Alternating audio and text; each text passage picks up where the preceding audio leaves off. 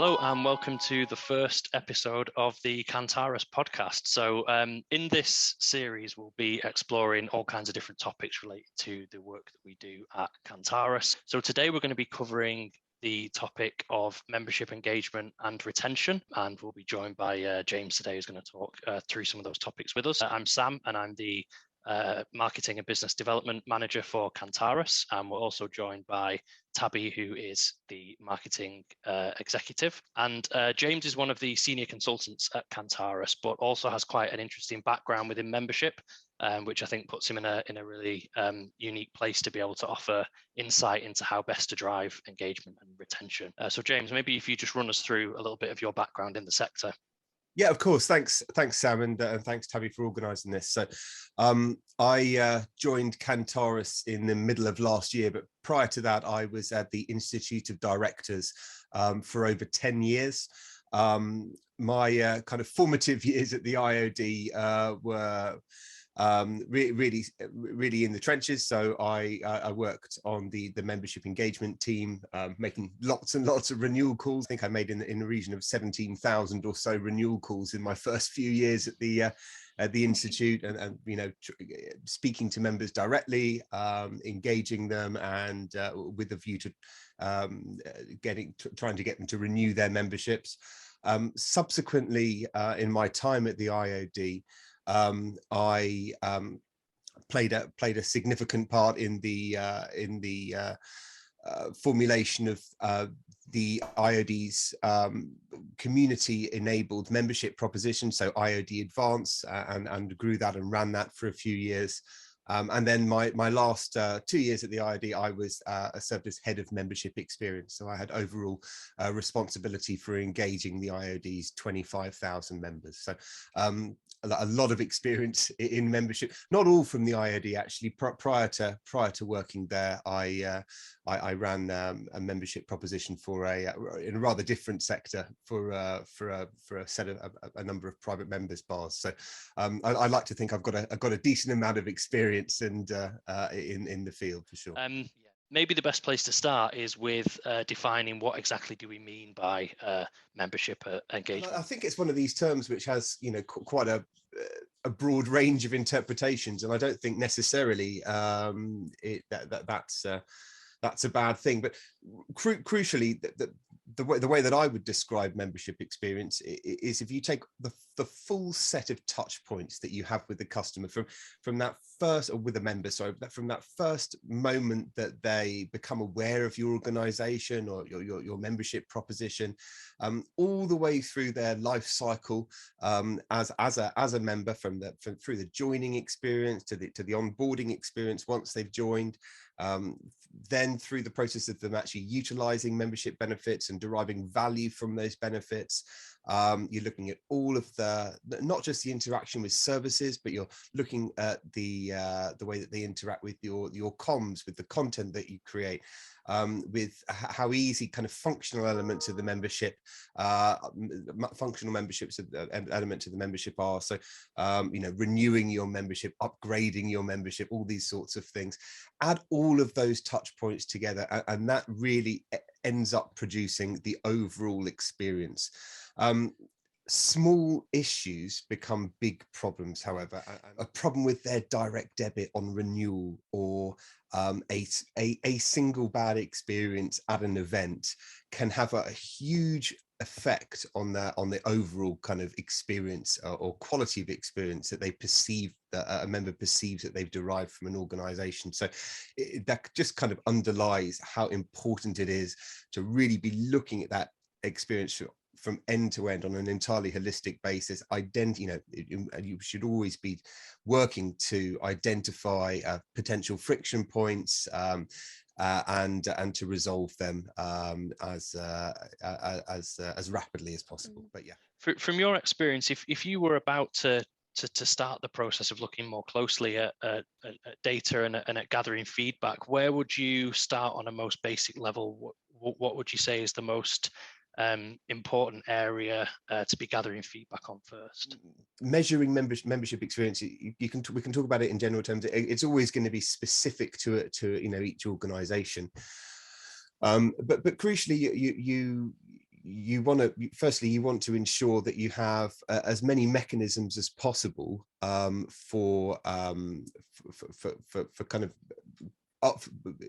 to use that you can ask members what their experience is like. So there are metrics that you can use, like Net Promoter Score, which I think is very, very useful. Certainly we use that at Cantarus, where you're asking a customer how likely are they to recommend your product or service to a friend or colleague, and they rate that. They respond out of 10. If the response is right at the top, then they're a net promoter. If the response is lower, then they're a net detractor. I'm sure you can get a much better explanation of NPS, how NPS works, if you give it a Google. But the main Tabby's idea, actually I was going to say, Tabby has written a blog series on this very topic. So we've got 2 blog posts on that. So we can link them. But basically, measuring as much as possible is super important, and utilizing as many tools as you possibly can to identify where your experience could be improved and how it could be improved. That's absolutely key as well. So if you can ask for feedback on a really granular basis, for example, so you can have page level feedback implemented on a website. I know at Cantarus we've done that for a number of clients and customers who we've built websites for. You can have automatic feedback forms going out to members once an event has been completed or once a training course has been completed, and you can use full suite of things like Google Analytics and so on to identify how people are interacting with your website and the different types of content that you're producing, and also things like your email comms. Measuring all of that is incredibly important. But utilizing that data that you collect is the key thing. Measuring it doesn't really matter if you're not able to analyze that data, to sort of analyze it, and to take actions off the basis of that data. And that's why things like engagement scoring is so important. One thing that you can do, if you're not assuming you're not gathering any feedback at all, is utilizing survey tools. I think is really, really key. And if you just want to be able to get a snapshot of kind of where your members are at the moment, say if you have a membership proposition with maybe 3 or 4 different membership benefits, you have an idea of kind of who your members are, sending a survey just saying, hey, have you used this service, and if you've used it, how would you rate it, using a net promoter type score, asking those questions for the kind of range of services that you offer, asking questions about sort of more experiential elements of the membership as well, I think is really, really important. So how easy was it to join? How easy is it to renew? How easy is it to find the information that you need in order to utilize your membership? Do you feel like you're getting value from your membership? Asking these questions, and you can do it as a one-off survey if you just want to kind of get a baseline. I think that's certainly a valuable exercise to undertake. But you can embed those sorts of surveys into how your membership, how you run your proposition. So, for example, you can send a survey to lapsers when their membership lapses, to really kind of because obviously there's going to be a reason why that person's membership has lapsed, and the amount of information you get from that is absolutely critical. If people are lapsing for the same reason, it's so important to identify those causal factors as early as possible. With ongoing members, I think it's probably quite important to build a rhythm to the feedback that you're gathering, so that you are able to compare whether or not changes that you have made are actually having an effect. So how often do you think it's useful to go about gathering feedback and strike that balance between annoying members by being too persistent with asking for feedback, and having it be done so infrequently that you can't benchmark your own improvements? I mean, you make a really, really good point there. I think 5 minutes before I was due to come on the phone with you to have this conversation, an email popped into my personal inbox asking me to provide some feedback on a service that I'd used, and I consciously remember deleting that without reading more than the subject line. So it's it's really, really important to get the balance right between giving people opportunities to feedback, but not stuffing that down their throats and kind of obligating them to feedback all of the time. I think that the key thing there it really is to make it easy for people to feedback. So, you know, when you have a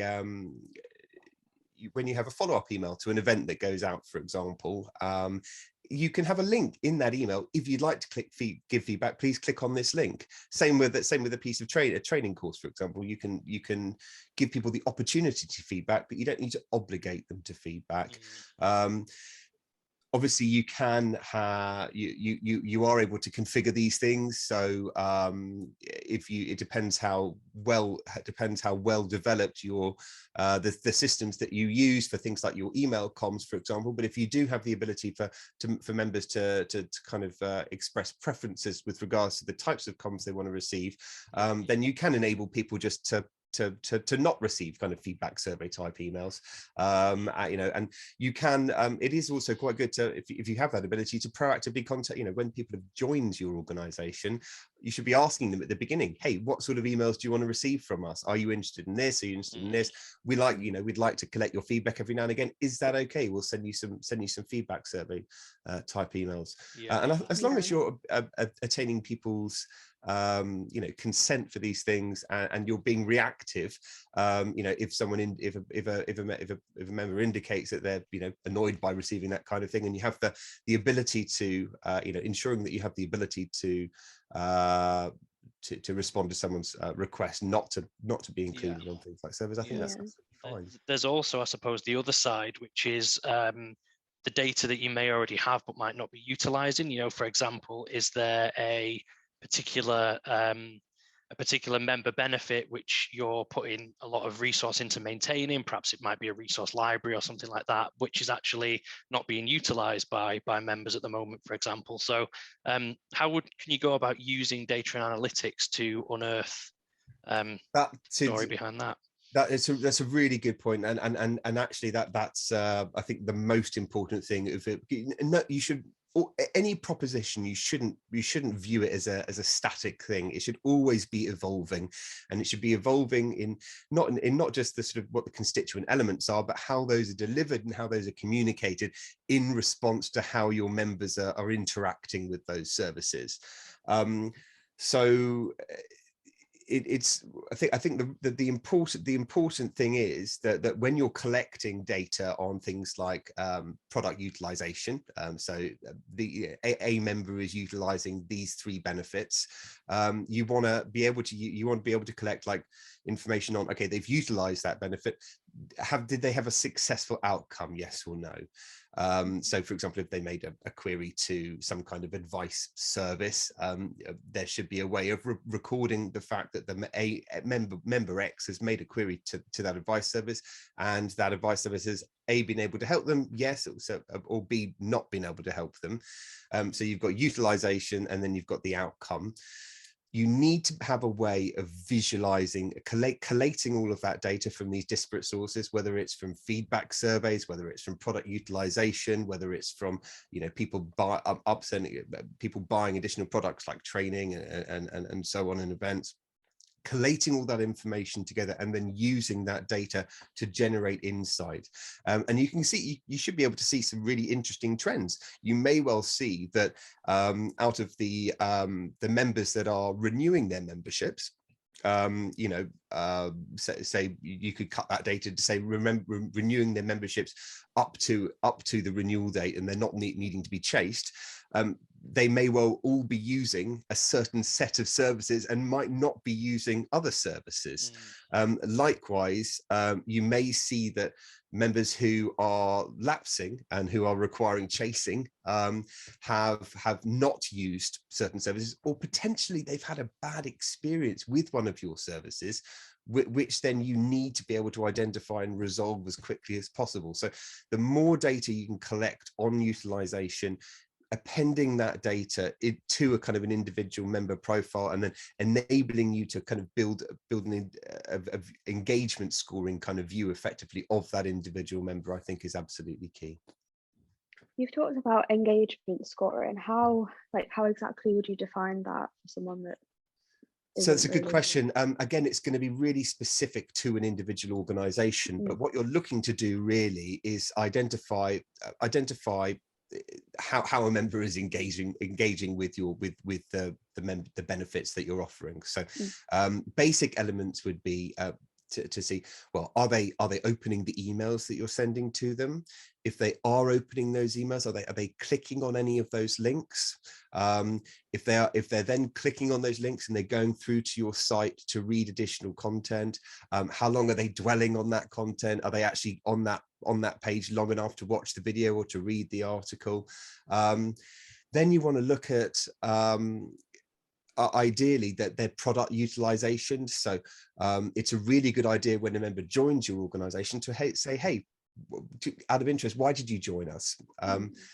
And it's important to note that people will often join, certainly in my experience anyway, will join membership organizations for a hugely diverse range of reasons, and the value that they're seeking to get out of that membership is always nearly different. So it could well be that a single member has joined an organization to use a specific benefit.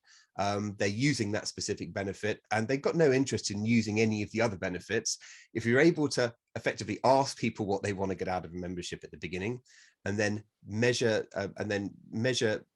their utilization of that product through their membership lifecycle to develop an understanding of whether they are getting what they wanted out of the membership, and then ensuring that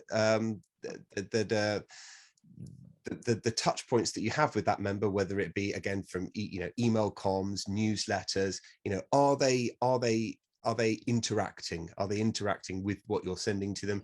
You're looking for drop-offs as well. You're looking, if someone has been opening every email that you've sent them for 6 months and then suddenly they stop opening those emails, those are the things those are the metrics that you're really looking for, so that you can try and take mitigating action in order to kind of recover that person's membership. When you were talking about the idea of measuring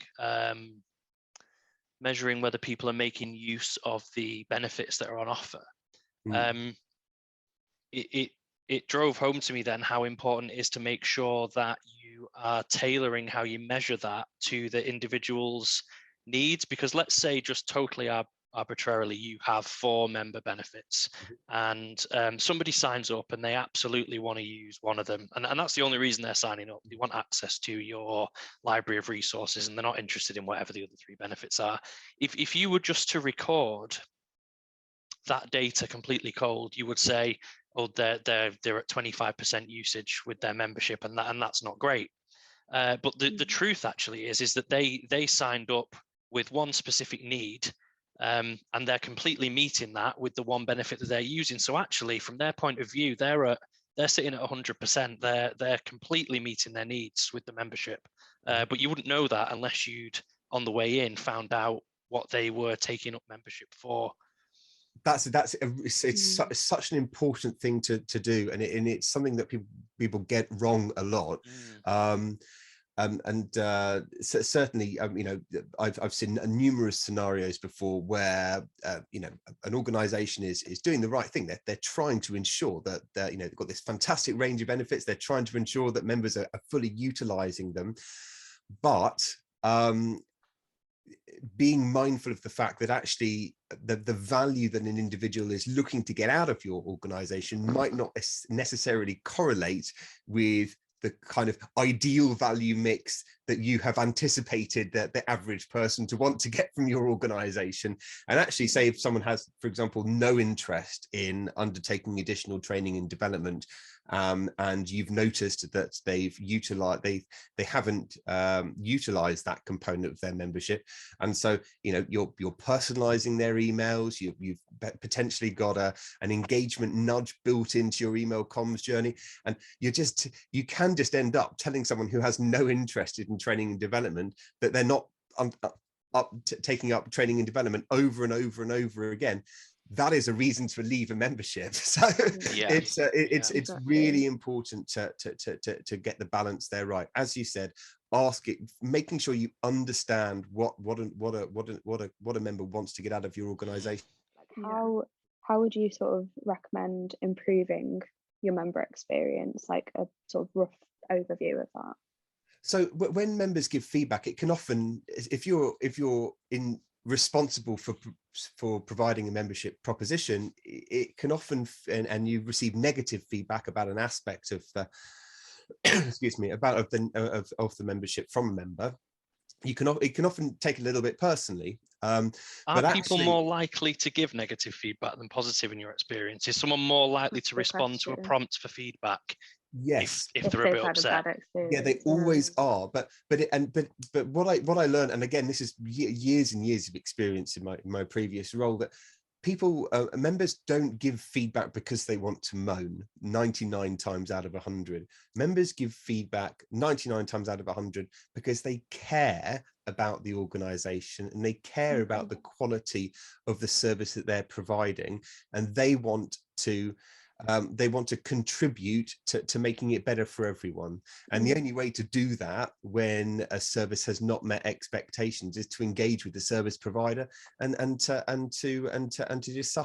discuss your concerns. So that's the way I always have approached someone coming with a negative piece of feedback. It's really thanking them for bringing it to your attention, really understanding not just the functional elements of what's gone wrong or if there's been some bad experience they've had, but understand that someone joins a membership organization because they feel like they want to be part of something. And then when you have joined a membership organization, it's not a typical customer supplier type relationship, my broadband supplier or my gas supplier. Not that that's the same as it was a couple of months ago, but that's a different issue. There's this feeling of belonging that's engendered within someone when they join a membership organization. And often if they suffer an issue with their membership, often that can seem slightly out of proportion, but when they complain about it, also, in terms of the serious, it's relatively small failings people can take quite personally. But you have to understand that that's not because they're just sort of being picky. It's because they've developed that feeling of belonging, and when the service doesn't meet expectations, it's a much more personal affair than it would be with another service provider. So making sure that you're listening to people, that you're understanding their concerns, and most importantly, that you actually stay with them, you keep them up to date whilst you're solving the issue. So you say, well, look, thank you for your feedback. This is what we've identified as causing this issue. These are the measures we are taking in order to resolve these issues. And we'd really appreciate it if anything else like this happens in your membership, then let us know. That kind of full cycle helps to rebuild that trust relationship between the organization and the individual, which is really the foundation of any membership, in my view. Is there any way that you can kind of break down key areas for improving member experience? How do you break that down? Absolutely. Well, I guess the first thing is, the basic thing is the benefits that you've got. Make sure that you're asking members when they use those services, do they meet expectations? Would they recommend them to a friend or colleague? Do they have any feedback or any thoughts? Ensure that the services you're providing are as good as they can be. I think that's a really key element. If you go through that process and you find that members aren't using or are using specific services less and less, that might be because the service isn't as good as it could be, or it might be because that service is becoming less relevant to your members. So don't be scared to evolve your proposition in response to feedback and in response to changing needs from your membership base. I think there are some other key things that are really important to look at. Identifying and resolving friction points is really, really significant. So basic things that and these are often basic things that don't really correlate with the actual with the real substance of value that you're giving members. So, you know, whether it be access to a community or training or events or access to physical premises or whatever, it's often in how you navigate around those, how a member navigates around those elements. So take it from joining. You know, when you join an organization, that user journey is incredibly important. If you've got, you know, 100 fields to fill out at the beginning, and you need to go and get information from loads and loads and loads of different places, that can really scare people off just from kind of clicking the join button. Whereas, you know, you can just take someone's email address and their name and a few other bits of information, and you can populate that additional information down the line. So really ensuring that there's as few friction points as possible is super important. So joining the membership, when you're renewing your membership, you know, is it a real faff to renew it? Have you got a continuous payment authority or a direct debit system set up to make it easy? When you're trying to book an event, when you're trying to book a training course, when you're trying to get a receipt for something because you need to file your expenses, you need to ensure that you're testing these common user journeys as frequently as possible. You're identifying where there are pain points, where it's difficult to do things, and you're remedying those issues as quickly as possible, because you can have the best service in the world if it's frustrating or impossible to renew it, and you've got a member there who's relatively time poor, and they've got 10 minutes to renew their membership and they just can't work out how to do it. It could drop off their desk for another month until they come around to do that. Similarly, you know, they might see an event they want to go to, but if it's really difficult to book on and they've got to remember this login and that login and they can't find it, or the password reset doesn't work properly and they've got to re-enter their payment information every time, that's a huge barrier to people engaging with you as an organization and being able to utilize their benefits properly. So I think identifying those friction points and really working to continuously improve and rationalize user journeys is incredibly important. I think in terms of other key ways of improving the overall experience you offer members, this is certainly was a huge trend a few years ago. I'd like to think that most organizations are now in a place where this is something they're working to mature rather than introduce, but personalizing the experience that you offer your members is incredibly important. So no one likes to be talked to as one of thousands.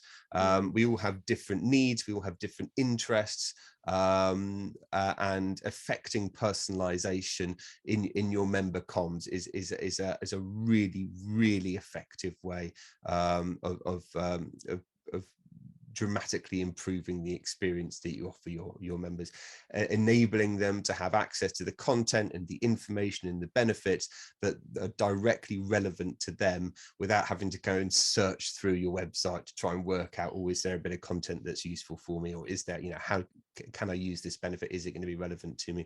That I think is incredibly important as well. So but personalizing, you know, that personalizing content, but also the way that you communicate your membership benefits to your members is absolutely key. Yeah, absolutely. And I feel like in this, you know, in 2022, like personalization should just be a given, really, and it's so easy to do. And I've noticed I've been getting some emails recently, and they'll be addressed to Matthew. It'll be like, "Hi, Matthew," and I'm like, I'm clearly not Matthew. Like, I just feel like it should be something that should just be really easy and just, you know, can be incorporated. It should be, and you know, giving members control of the, you know, you can implement personalization in lots of different ways, and even if you just do a bit of personalization, it's better than none. Having someone's name on an email then over dear member is 10 times better. That's a tenfold improvement. If you get to the stage where you're identifying when someone joins your organization, hey, what are you interested in, what are your areas of practice or expertise, and then setting up your email comms so that when you have content which matches those specific kind of those interest tags, you're personalizing that kind of email content in order to actually speak to them. You're looking at your email analytics and you're identifying how people are responding to that, and you're further iterating your engagement plan in order to be responsive to kind of how people are reacting to it. That's really where you should be aiming to get to, because members learn so quickly, and it only takes, I reckon, 2 emails going out which are irrelevant or to an individual's needs, or you've really got to search through maybe sort of 5 or 6 or 7 or 8 pieces of content there to find one that's actually relevant to you. We all, none of us have time to read to engage with every email that comes into our email. I was about to say email inbox, but let's face it, it's email inboxes these days, isn't it? And I tell you what, you will get written, your content gets written off more quickly than you can write it. If you're sending people things which aren't relevant to them, then it's an automatic thing. Like that email I got earlier, like I must have deleted it after half a second, because I was like, I've never received a useful email from that company before. I was busy getting ready for this call, and it was just almost an instantaneous just delete thing. And people have to be brutal about those things these days. We don't have enough time to go through. People don't have the attention span. People have such short attention spans. I feel like you need to get that right, like from that. What was that, Tabby? From the get-go. Exactly. There's definitely long form communication has definitely died a death. There's a book I've got which is just out of reach here somewhere called it's called the Copy Book, and it's all about advertising copywriting basically, and it's got loads of historical examples of copy. And when you look through it, it really drives home how people used to sit and read 3 paragraphs about the shoes you were selling, and where the leather was from, and that advert in a newspaper would get read. You'd take a whole page out and you'd write all about your company, and somebody would read it. And it always drives home for me that we, as a marketer especially, we live in a totally different world now in terms of comms, and it needs to be highly relevant. It needs to be very, very short. Or it will just get lost in the background noise. People are no longer looking for something to try and fill their attention. They're trying to work out which bit out of all of the static their attention needs to go on. So you've got to be precise about that kind of thing. Absolutely. No, I couldn't agree more. It's so important. And you get, I think, I haven't actually read any articles on this recently, but I think the proportion of people's attention that we're all fighting over is getting increasingly small every year. So if you want your members to engage with your comms, engage with how you're speaking to them, you need to personalize it. You need to be relevant. You need to be testing all the time to ensure to try new ways of sort of penetrating that attention. So things like A/B testing are incredibly important as well on things like email comms. You need to be questioning yourself the whole time. Just don't get comfy. I think that's the key thing. As soon as you get comfy with a regular pattern of comms, a regular pattern of content, you should always be looking for what's working really well, because if that's working really well, then we can do more of that.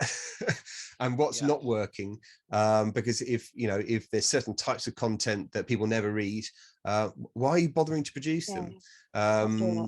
You can really actually being able to measure these things accurately, looking at the data, actually really helps to inform how you evolve your proposition and your organization, because you have that kind of live feed of how you're grabbing people's attentions. I think that's absolutely key.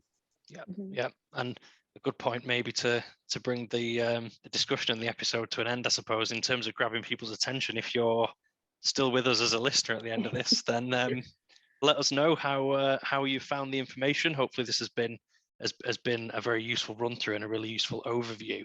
I know that if you listen to this, chances are you might have come through from a post on our LinkedIn perhaps, or another one of our social pages. And I think James, you'll be quite happy to kind of hang around on those comments and maybe answer any questions. Yeah, I was going to say, if anyone listening, I'm sure you'll have come to it from a LinkedIn post. Please feel free to post a comment under the LinkedIn post, and I'll be able to respond to that. If you have any additional questions, if you'd like to have a conversation about this, what your approach is within your own organisation, and obviously you're welcome to add me on LinkedIn as well, and we can talk that way. But yeah, thank you so much for listening in, and of course, if you have any feedback for us as well, then we really appreciate it.